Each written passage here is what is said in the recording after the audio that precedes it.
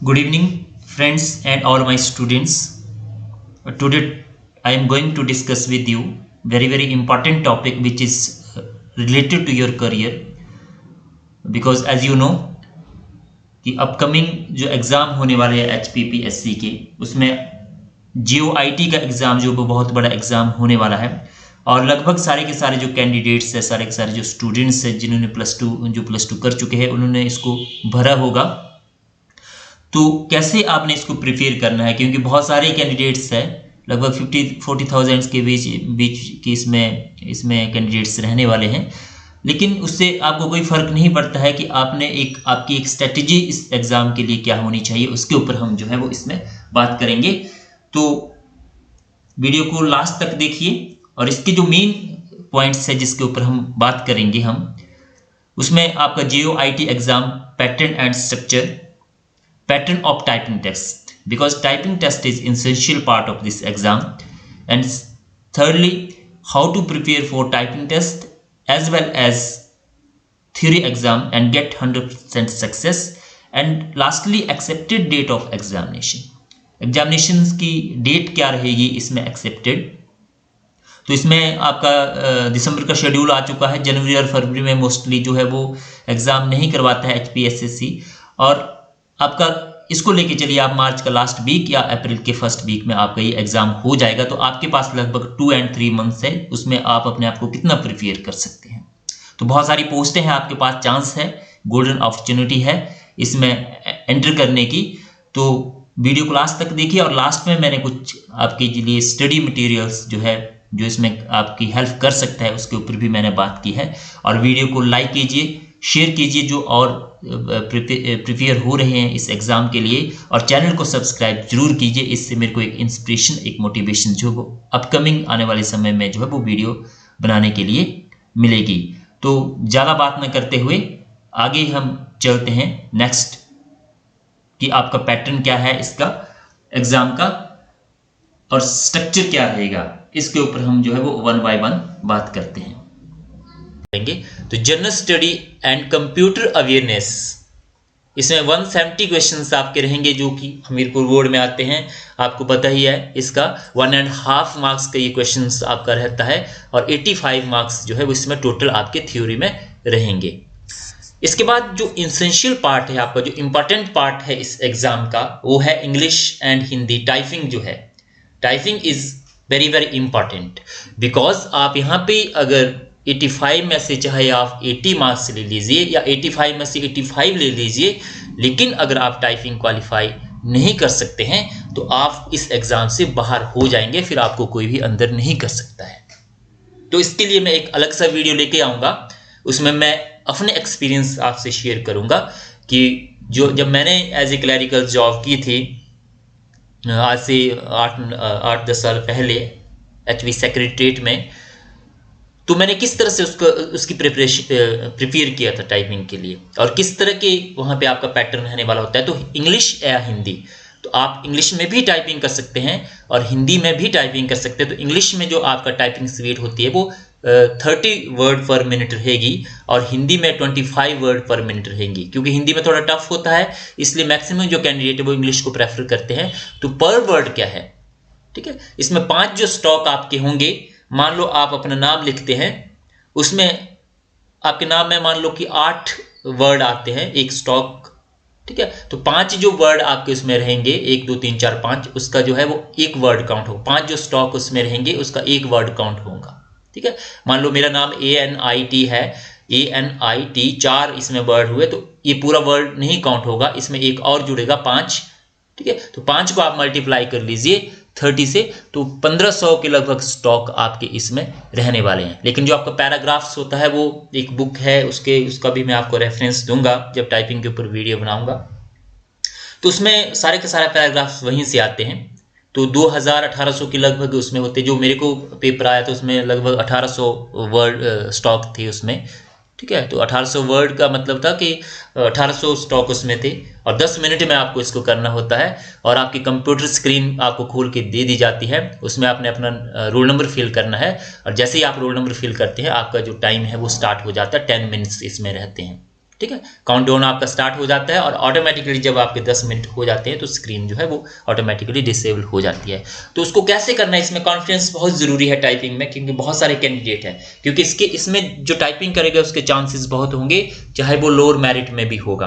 तो 5 type candidates typing के लिए इसमें निकाले जाएंगे, मतलब एक पोस्ट के लिए 5 जो कैंडिडेट्स है वो टाइपिंग के लिए बुलाए जाएंगे।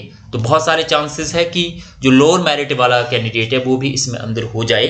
हो सकता है जो हायर मेरिट में कैंडिडेट है वो टाइपिंग नहीं कर पाए तो वो ऑटोमेटिकली बाहर हो जाएगा, तो आपको इसमें मौका मिल सकता है। तो साइमल्टेनियसली आपने थ्योरी के साथ साथ जो है वो टाइपिंग की भी तैयारी करनी है, तभी आपका इसमें जो है वो थ्योरी पढ़ने का फायदा है।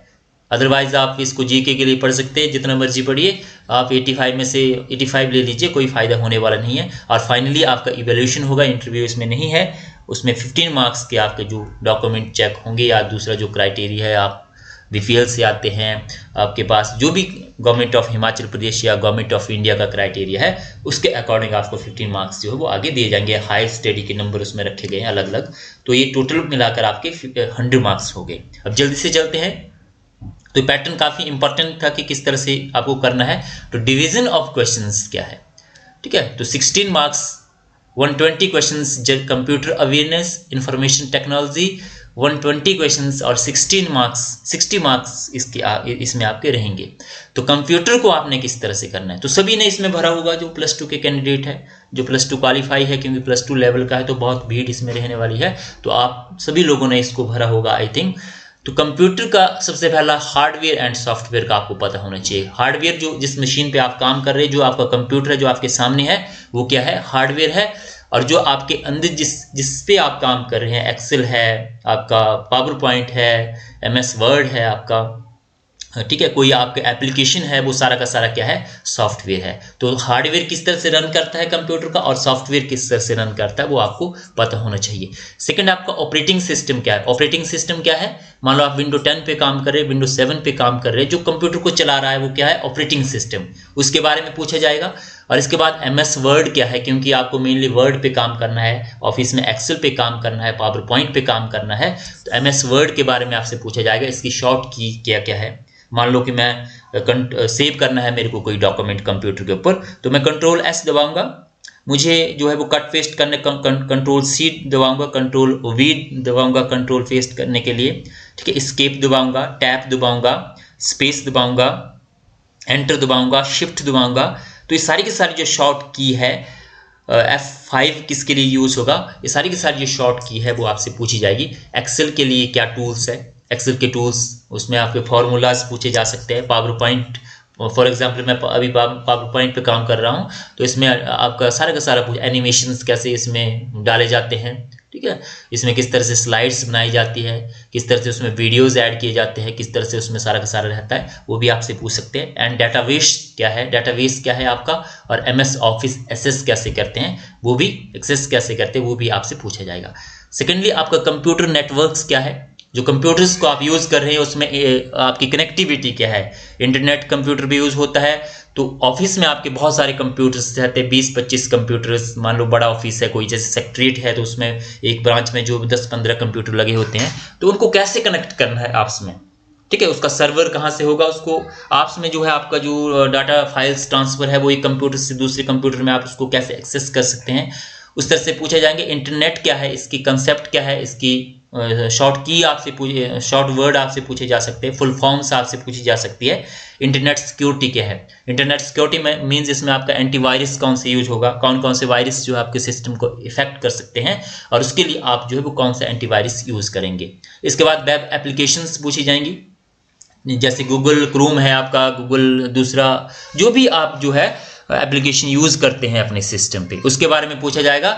इसके बाद प्रोग्रामिंग एंड डाटा स्ट्रक्चर क्या है, प्रोग्रामिंग क्या है कंप्यूटर की, मान लो आप कोई लैंग्वेज जावा लैंग्वेज है उसके बारे में पूछा जाएगा, डाटा स्ट्रक्चर के बारे में पूछा जाएगा। ईमेल क्या है और शॉर्टकट की जो मैंने आपको बताई उसके बारे में आपसे पूछा जाएगा। इनपुट और आउटपुट क्या है, ठीक है, कि इनपुट क्या है आपके कंप्यूटर के और आउटपुट क्या है, और कौन कौन सी वेबसाइट्स जो है वो एट प्रेजेंट यूज की जाती है, जो कि आपके काम की वेबसाइट्स के बारे में पूछा जा सकता है आपसे। और फुल फॉर्म्स जो है वो डिफरेंट आपके रहेंगे।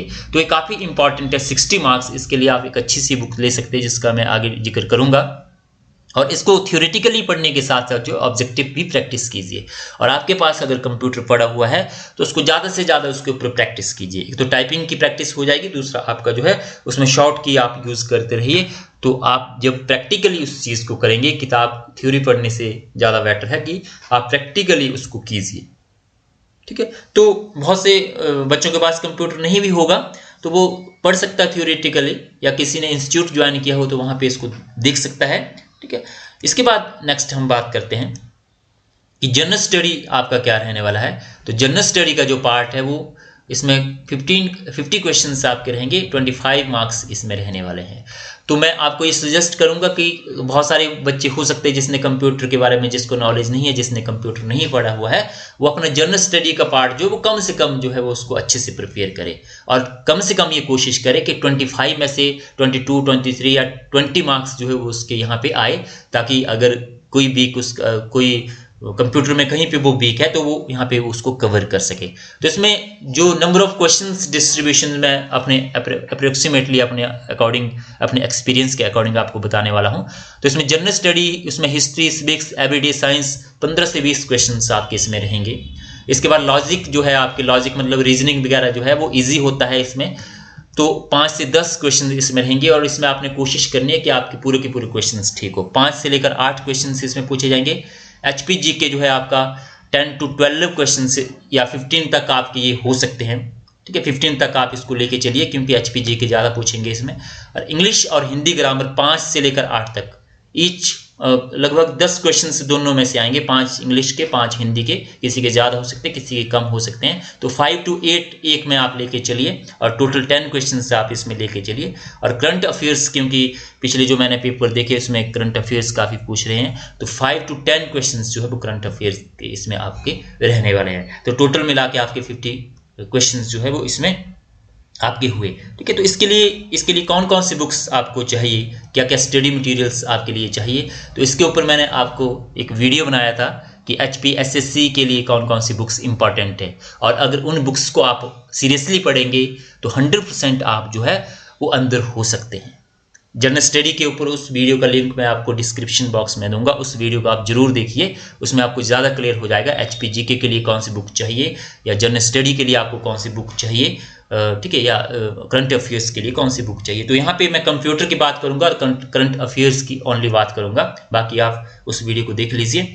तो कंप्यूटर अवेयरनेस के लिए अरिहंत की बुक एक है मार्केट में, तो आप थियोरिटिकली तो इसको प्रैक्टिकली तो कीजिए, लेकिन अरिहंत की जो बुक है इसको आप खरीद सकते हैं, परचेज कर सकते हैं कंप्यूटर अवेयरनेस के ऊपर।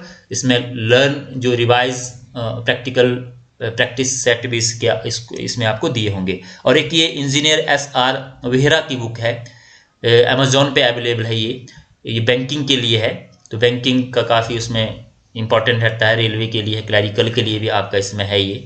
ठीक है, तो इसको आप परचेज कर सकते हैं। और एक IVC एकेडमी है, इसकी कोई पब्लिकेशन है कंप्यूटर अवेयरनेस, NK गुप्ता, इसको भी आप ले सकते हैं। ठीक है, तो बुक्स आप चाहे एक ही लीजिए, लेकिन जो बुक आप ले रहे हैं उसको सीरियसली आपने पढ़ना है। बुक्स आप ऐसे तो हज़ारों बुक्स ले लीजिए, लेकिन अगर आप एक भी बुक सीरियसली ढंग से नहीं पढ़ते हैं तो उसमें आपको कोई फ़ायदा मिलने वाला नहीं है। तो सीरियसली आपने जो है वो थियोरेटिकली पहले स्टडी करना है, उसके बाद आपने ऑब्जेक्टिव जो है वो उसको प्रैक्टिस करना है। तो प्रैक्टिस जो है वो काफ़ी इंपॉर्टेंट इसमें रहती है। तो करंट अफेयर के लिए अगर आप प्रतियोगिता दर्पण पढ़ रहे हैं कंटिन्यूसली तो उसको तो आप पढ़ते ही रहिए, लेकिन अगर जो कैंडिडेट प्रतियोगिता दर्पण नहीं पढ़ रहे हैं, जो +2 में है या दूसरे कंपटीशन की तैयारी अभी नहीं कर रहे हैं, तो उनके लिए मैं सजेस्ट करूँगा, क्योंकि मार्च अप्रैल में ये एग्ज़ाम होने वाला है, तो लगभग 6 महीने पहले के करंट अफेयर्स इसमें रहेंगे। तो आप ईयरली इशू ले लीजिए, सस्ता इशू आपका आता है 70-80 रुपये का ही आएगा, ईयरली इशू आएगा अरिहंत का, उसको आप ले लीजिए, या हाफ ईयरली आएगा, अर्धवार्षिकी आएगी, मतलब मार्च में आपका अगर पेपर होगा तो 70 रुपीज़ की है ये। तो मार्च में अगर आपका पेपर होगा तो ये जो करंट अफेयर्स आपके रहेंगे वो सितंबर-अक्टूबर से आपसे पूछे जाएंगे, उससे पहले इतना पुराना करंट अफेयर्स नहीं आते हैं, तो उसको आप देखिए। और बाकी GS के लिए और HPGK के लिए आप वीडियो का जो लिंक है उसको जरूर देखिए। तो इसमें आप जो है वो टाइपिंग साइमल्टेनियसली मैं आपको अगेन फिर सुजेस्ट करूँगा कि स्टडी के साथ साथ आप टाइपिंग जो है वो उसको करते रहिए। और कंप्यूटर क्योंकि बहुत सारे बच्चों ने नहीं पढ़ा है, तो कंप्यूटर के ऊपर मेन फोकस कीजिए। और जिसका जनरल स्टडी का जो पार्ट ठीक है, वो जनरल स्टडी पे जो है, वो जिसका कंप्यूटर थोड़ा वीक है, वो जनरल स्टडी पे लगभग 100% वो वहाँ से मार्क्स लाने की कोशिश करें। तो इसमें आपका जो है वो कम मेरिट वालों के भी चांसेस है कि वो अंदर हो जाएं अगर वो टाइपिंग क्वालिफाई कर लेते हैं। तो अगर आपको ये वीडियो पसंद आता है तो चैनल को सब्सक्राइब जरूर कीजिए। आने वाले समय में मैं टाइपिंग के ऊपर एक बहुत अच्छा वीडियो आपको लेके आऊँगा। उसमें अपने एक्सपीरियंस मैं शेयर करूँगा कि मैंने कैसे टाइपिंग क्वालिफाई किया था, उसमें क्या क्या किन किन बातों का आपको ध्यान रखना है, और बुक्स का नाम भी मैं आपसे शेयर करूँगा। और उसके साथ साथ जो क्वेश्चन पेपर था, क्या उसमें कौन सा क्वेश्चन पेपर आया था, उसके ऊपर भी मैं डिस्कस करूँगा। तो लाइक कीजिए, शेयर कीजिए और जो कैंडिडेट है उनके बीच में, और चैनल को सब्सक्राइब जरूर कीजिए, क्योंकि इससे मुझे एक तो मोटिवेशन मिलेगी और आपको आने वाले समय में जो है वो फ़ायदा होगा। Thanks for watching. Thank you very much. धन्यवाद।